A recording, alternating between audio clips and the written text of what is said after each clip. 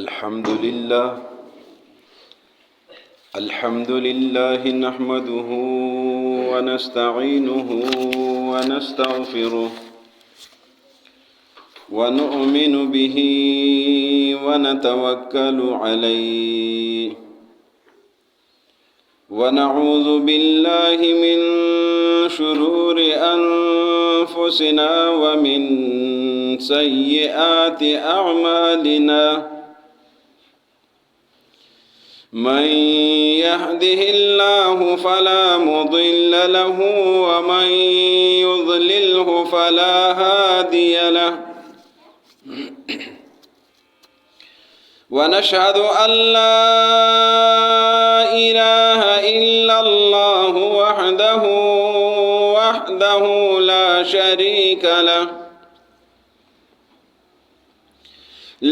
شريك له ولا نظير له ولا وزير له ولا وزر له ولا وازر له ونشهد أن سيدنا وسندنا وأولانا ومولانا وشفيعنا وسيدنا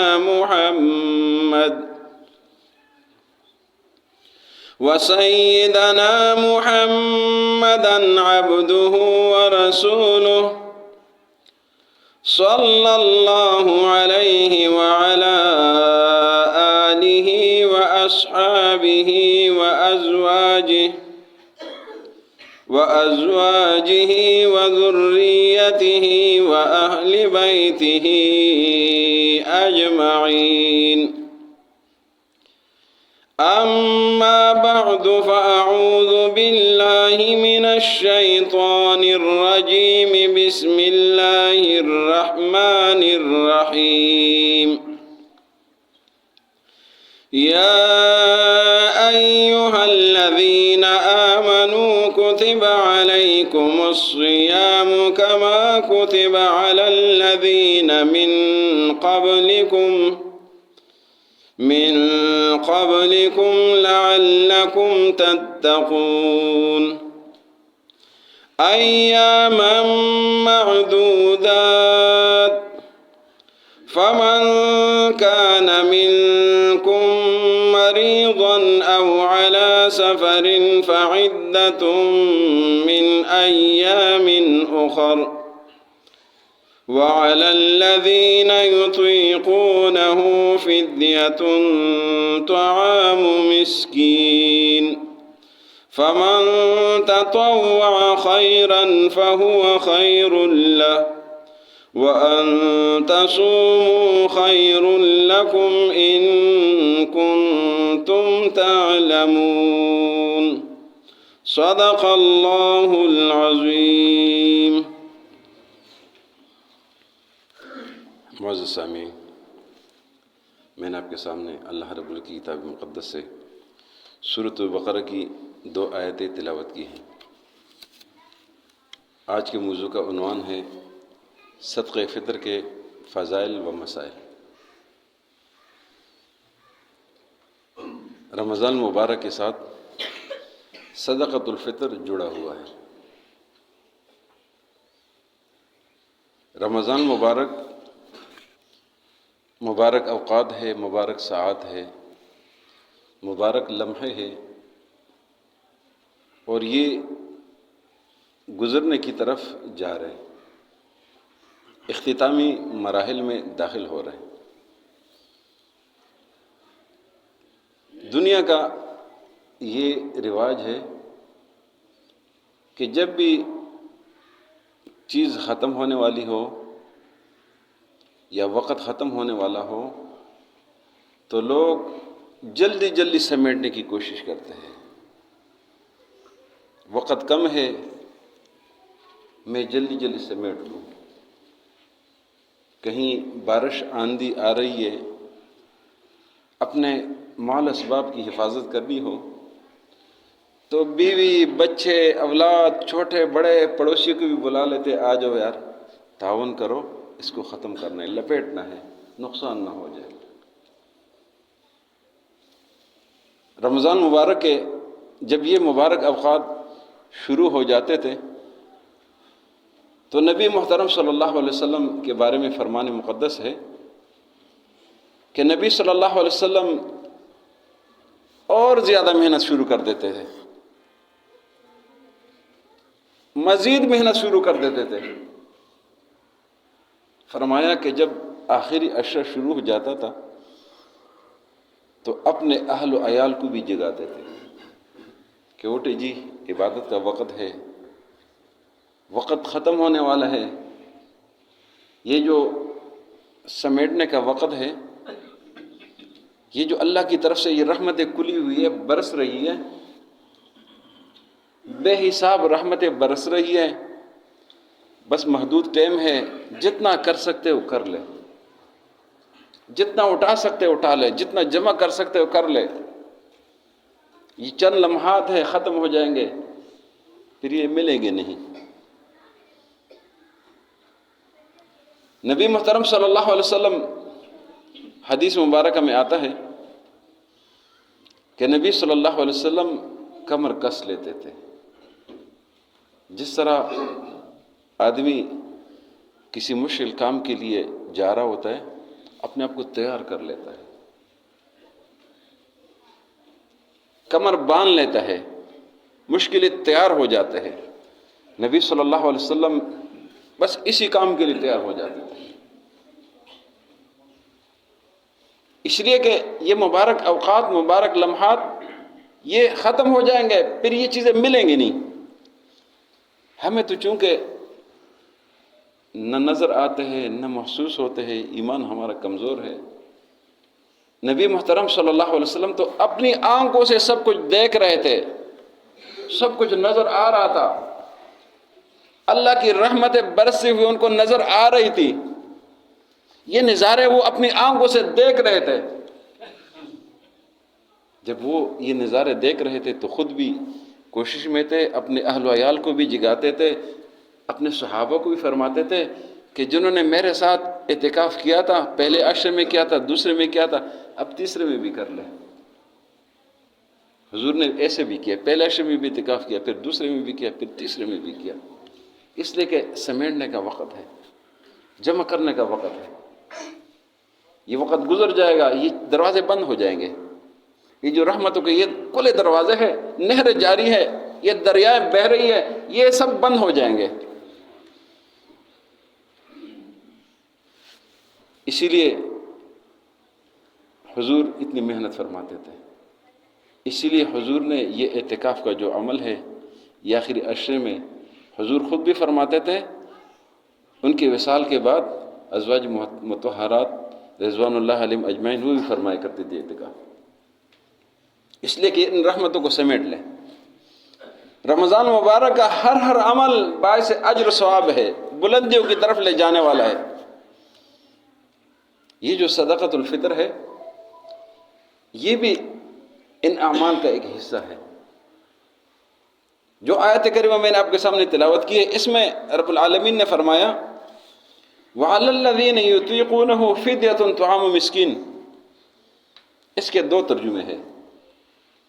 جو ترجمے والے کلاس ہم چلاتے ہیں اس میں نے دونوں ترجمے کیے تھے۔ ایک ترجمہ یہ ہے کہ وہ لوگ جو طاقت نہیں رکھتے وہ فدیہ ایک مسکین کے کھانے کا ادا کرے، روزانہ کے حساب سے، ہر روزے کے بدلے میں ایک مسکین کا کھانا فطرانہ ادا کرے۔ دوسرا ایک اور معنی ہے، فرمایا وَعَلَى الَّذِينَ يُطِيقُونَهُ، وہ لوگ جو طاقت رکھتے ہیں، روزے رکھتے ہیں، فرمایا فدیۃ طعام مسکین، یہ بھی ایک مسکین کا طعام کھانا ادا کرے۔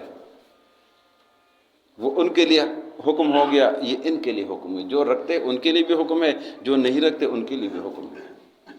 جو رکھتے ہیں یہ رمضان کے اختتام پر فطرانے کے طور پر ایک مسکین کا کھانا بھی ادا کریں گے۔ یہ رمضان کے برکات ہے۔ رمضان کا مقصد ہی خیرخواہی ہے، یہ خیرخواہی کا مہینہ ہے، یہ صبر کا مہینہ ہے، یہ برداشت کا مہینہ ہے، یہ غمخواری کا مہینہ ہے۔ فرمایا وَعَلَى الَّذِينَ يُطِيقُونَ فِدْيَةٌ طَعَامُ مِسْکِین. نبی محترم صلی اللہ علیہ وسلم نے صدقۃ الفطر کیوں لازم کیا؟ نبی صلی اللہ علیہ وسلم نے مکہ مکرمہ کے گلیوں میں اعلان کروایا، بندوں کو بھیجا کہ مکہ مکرمہ کے گلیوں میں اعلان کر دے، الا ان صدقۃ الفطر واجب، الا ان صدقۃ الفطر واجبۃ، کہ صدقہ فطر اعلان کر دے یہ واجب ہے، ایک مسکین کا کھانا یہ سب پر واجب ہے، کہ اپنی خوشیوں میں غریبوں کو بھی ملا لے، اپنی خوشیوں میں مسکینوں کو بھی شامل کر لے. یہ خوشیاں صرف آپ اکیلے نہ سمیٹیں. وَعَلَى الَّذِينَ يُطِيقُونَ فِدْيَةٌ طَعَامُ مِسْکِین. اور یہ صدقۃ الفطر کیوں لازم کیا ہے؟ یہ اس لیے لازم کیا، دو وجوہات بتائے. ابن عباس رضی اللہ عنہ فرماتے ہیں، فرمایا صدقۃ الفطر فرض رسول اللہ صلی اللہ علیہ وسلم صدقۃ الفطر، صدقہ فطر کو لازم کیا ہے طہرۃ للصیام، روزوں کی پاکیزگی کے لیے، وطعمۃ للغرباء والمساکین، غریب اور مسکینوں کے لیے کھانے کا انتظام. یہ دو وجوہات ہے. ایک وجہ کہ گناہوں کے معافی کا ذریعہ بن جائے، اس لیے کہ روزے کا جو مقصد ہے یہ تقوی ہے، جس طرح اللہ رب العزت نے قرآن مقدس فرمایا لعلکم تتقون، تاکہ آپ کے اندر تقوی پیدا ہو جائے، اللہ کا خوف، اللہ کا ڈر پیدا ہو جائے. روزے کا مقصد گناہوں سے اجتناب ہے، اللہ کی نافرمانی سے اجتناب ہے، اپنے آپ کو اس سے بچانا ہے. لعلکم تتقون، تاکہ آپ متقی بن جائے، آپ پرہیزگار بن جائے، آپ خوف خدا کرنے والے بن جائے. لعلکم تتقون.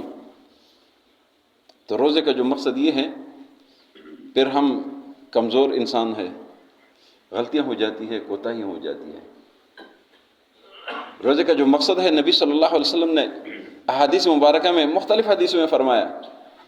ایک حدیث میں آتا ہے من لم يدع قول الزور والعمل به فليس لله حاجة ان يدع طعامه وشرابه، کہ وہ شخص جو جھوٹ بولنا نہ چھوڑے، والعمل به، اور جھوٹ پر عمل کرنا نہ چھوڑے، جھوٹ بولتا رہتا ہے، جھوٹ پر عمل کرتا رہتا ہے.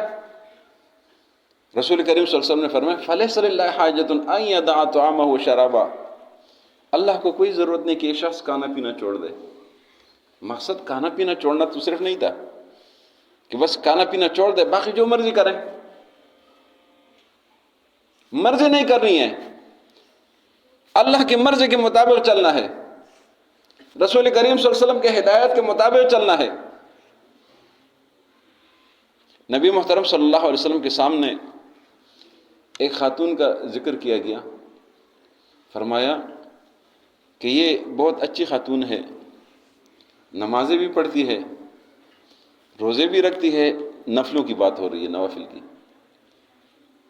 بہت اچھی خاتون ہے، لیکن اس میں ایک مسئلہ ہے. وہ مسئلہ یہ ہے کہ یہ پڑوسیوں کے لیے تکلیف کا ذریعہ ہے. اس میں یہ مسئلہ ہے. باقی نمازی بھی ٹھیک ہے، روزے بھی ٹھیک ہے، صدقات بھی کرتی ہے، نوافل بھی پڑھتی ہے، لیکن اس میں یہ مسئلہ ہے کہ یہ پڑوسی کے لیے پریشانی کا ذریعہ ہے. نبی صلی اللہ علیہ وسلم نے فرمایا کہ یہ اعمال تو اپنی سائڈ پہ رکھ دو، اگر یہ پڑوسی کے لیے مصیبت کا ذریعہ ہے تو یہ جہنم میں اپنے لیے راستہ تیار کر رہی ہے.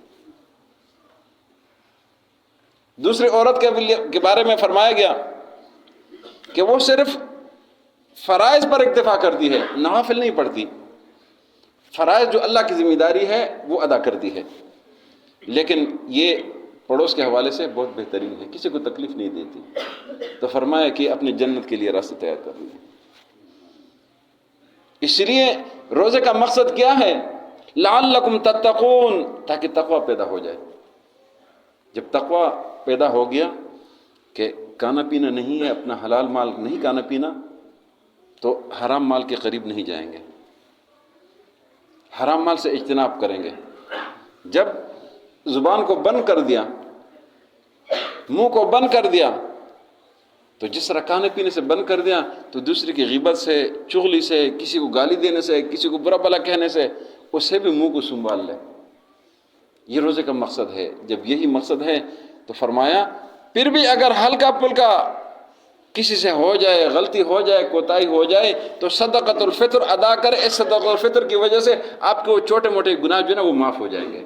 یہ صدقۃ الفطر کا مقصد یہی ہے. طہرۃ للصیام، روزوں کی طہارت کی. رسول اللہ صلی اللہ علیہ وسلم نے یہ حکم اس لیے صدقۃ الفطر کا دیا ہے کہ روزے اس کے طہارت ہو جائے، پاکیزگی ہو جائے، اس میں اچائی آ جائے. وطعمۃ للمساکین، مسکینوں کے لیے کھانے پینے کا انتظام ہو جائے. صدقۃ الفطر یہ واجب ہے، لازم ہے، ضروری ہے. صدقات مختلف قسم کے ہوتے ہیں. صدقات فرض جس کو زکوٰۃ بولتے ہیں، وہ ہر صاحب نصاب پر، جس پر سال گزر جائے اس پر لازم ہے. یہ جو صدقۃ الفطر ہے یہ اس شخص پر لازم ہے جو صاحب نصاب ہیں، لیکن اس کے لیے سال گزارنا ضروری نہیں ہے. جب یہ مال اس کے پاس عید والے دن صبح صادق جو ہی شروع ہو جائے اور اس کے پاس مال موجود ہو، تب اس پر لازم ہے، یہ ادا کرے گا. اور یہ ادا کرنا اس کے لیے لازم ہے، ہر حال میں ادا کرے گا. اگر کوئی شخص کسی بھی غلطی سے، کوتاہی سے، سستی سے، کسی بھی وجہ سے ادا نہ کر سکے تو اس کے ذمے سے یہ گرتا نہیں ہے، یہ ختم نہیں ہوتا ہے، اس کے ذمے رہے گا، اس کے ذمے رہے گا. اس پر یہ لازم ہے ادا کرنا، ہر حال میں ادا کرے گا، تاحیات اس پر لازم ہے. جس طرح ایک چیز قرض ہے، یہ اس پر قرض رہے گا، اس نے ادا کرنا ہے. یہ اس شخص پر جو صاحب نصاب ہے اس پر لازم ہے. اس کے جو نابالغ اولاد ہے، نابالغ اولاد کی طرف سے بھی اس پر لازم ہے، واجب ہے، اس پر ضروری ہے. جو بالغ اولاد ہے ان کی طرف سے ادا کرنا چاہے ادا کر سکتا ہے، نہ ادا کرنا چاہے تو اس پر لازم نہیں ہے، اس سے پوچھ گچھ نہیں ہوگی. بیوی کی طرف سے بھی نہ ادا کرنا چاہے تو تب بھی لازم نہیں ہے، ادا کرے تو ادا ہو جائے گا. یہ اس شخص پر واجب ہے. اور اس کا جو وجوب ہے یہ اس کیفیت میں ہے کہ یہ صبح صادق سے کے بعد یہ لازم ہوتا ہے. اس کا جو فائدہ ہے وہ یہ ہے کہ اگر ایک شخص رات کو امیر تھا، اس کے پاس مال ختم ہو گیا، کسی بھی وجہ سے ختم ہو گیا صبح صادق سے پہلے، تو اس پر ابھی یہ صدقۃ الفطر وہ لازم نہیں رہا، اس لیے کہ اس کے پاس مال ہی نہیں رہا. یہ صبح صادق کا مقصد یہ ہے. دوسرا مقصد یہ ہے کہ اگر ایک بچہ صبح صادق کے بعد پیدا ہوا، یعنی صبح صادق سے پہلے پیدا ہوا، تو اس کے ذمہ بھی لازم ہے وہ ادا کرے گا، اس لیے کہ وہ صبح صادق سے پہلے پیدا ہوا. اگر ایک شخص صبح صادق سے پہلے مسلمان ہوا تو جو ہی صبح صادق شروع ہو گیا تو اس پر بھی لازم ہے. یہ مقصد اس کا یہ ہے. صبح صادق کا مقصد یہ ہے کہ ایک شخص وہ رات کو فوت ہو گیا، اس کے ذمہ نہیں تھا، اس لیے کہ وہ فوت ہو گیا، ختم ہو گیا، اس کا مال ختم ہو گیا، اس کے ذمہ نہیں رہا، اس لیے کہ اس کے لیے وقت صبح صادق ہے. اس کی ادائیگی وہ نماز عید سے پہلے ادا کرنا ہے. اگر کوئی شخص رمضان مبارک میں ادا کرنا چاہے تو ادا کر سکتا ہے. عید سے پہلے جتنے پہلے ادا کرے تو یہ بہترین ہے، اس لیے کہ جس کو آپ دینا چاہیں اس کے لیے انتظام ہو جائے، وہ اپنے لیے کوئی انتظام کر سکے، وہ عید کی خوشیوں میں وہ شامل ہو جائے، اس کے لیے کھانے پینے کا انتظام ہو جائے، وہ اپنے لیے جو بھی انتظام کر رہے ہیں وہ کر سکے. اس لیے رمضان میں ادا کرنا وہ بہترین رہے گا. اس کے لیے نبی صلی اللہ علیہ وسلم نے نصاب رکھا ہے. نصاب مختلف صورتوں میں ہے، گندم کی صورت میں ہے، جو کی صورت میں ہے، اس طریقے سے کھجور کی صورت میں ہے، کشمش کی صورت میں ہے.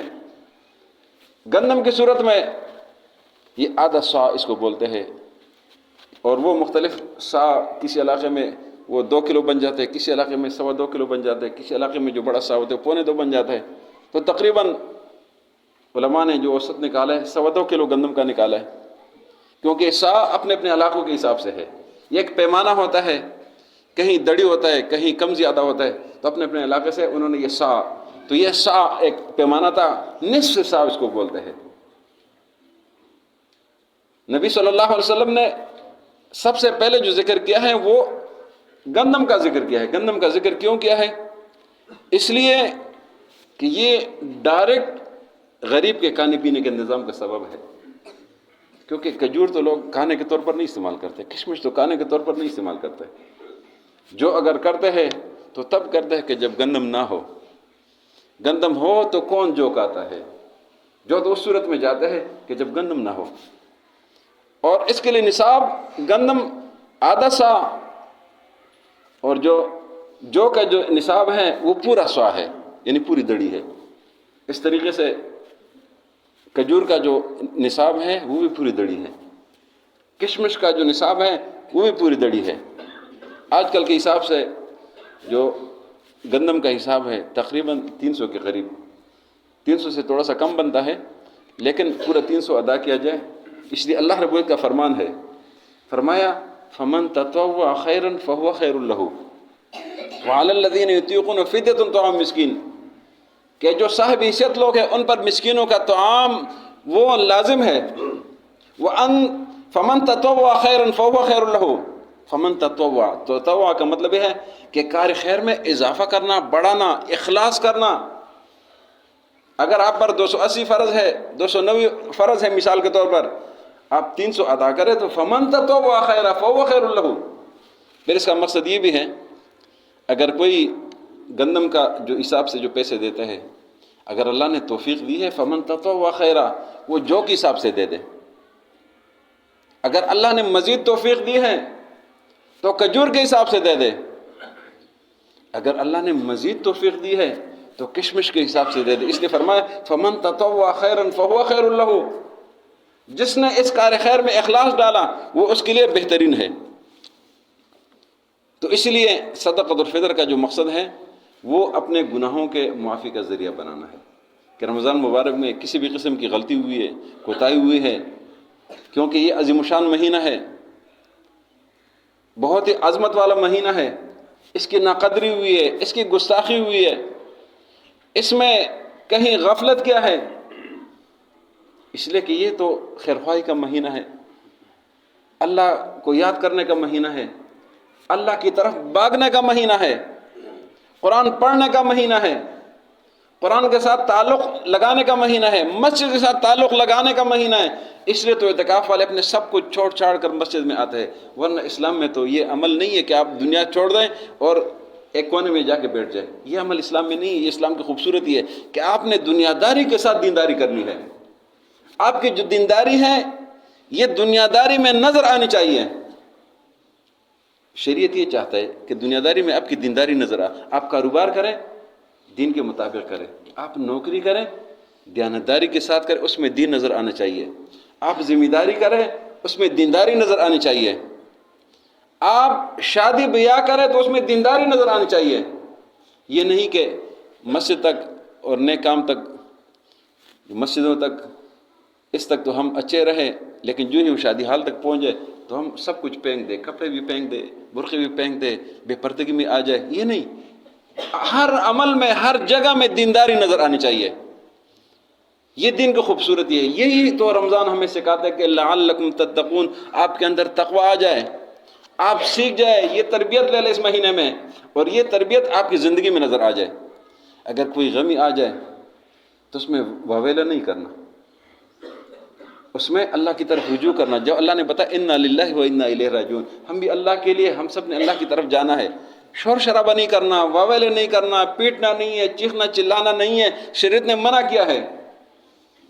ایک خاتون آئی نبی صلی اللہ علیہ وسلم، اس پر مصیبت آئی تھی. نبی صلی اللہ علیہ وسلم نے فرمایا کہ صبر کرو. اس خاتون نے کہا کہ آپ کو کیا پتہ مجھ پر کیا گزرا ہے. اس خاتون کو نہیں پتہ تھا کہ حضور ہے. کسی نے کہا آپ نے جن کو یہ جملہ کہا ہے ان کو جانتے بھی ہو؟ اس نے کہا نہیں۔ اس کو کہا گیا کہ یہ تو رحمت للعالمین صلی اللہ علیہ وسلم ہے۔ وہ عورت بھاگنے آ گئی، کہنے لگی یا رسول اللہ وسلم، مجھ سے غلطی ہو گئی، میں صبر کرتی ہوں۔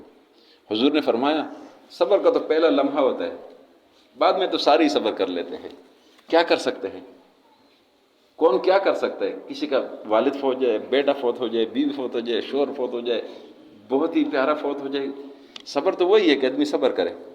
کیا کر سکتے ہیں؟ رسی ڈالے اپنے گلے میں، یہ کر کے پھر کچھ مل جائے گا؟ کچھ بھی نہیں ملتا ہے۔ صبر ہے، صبر ہے، صبر ہے، کوئی بھی پریشانی اس پر صبر ہے، صبر ہے، اور صبر پر اجر ہے۔ یہی رمضان ہمیں سکھاتا ہے، لعلکم تتقون، تاکہ آپ کے اندر تقوی پیدا ہو جائے۔ تو آج کے موضوع کا مقصد صدقۃ الفطر ہے۔ صدقۃ الفطر اللہ نے اس لیے لازم کیا ہے کہ ہم یہ ادا کریں تاکہ رمضان میں ہم سے کسی بھی غلطی اور کوتاہی ہوئی اللہ اس کو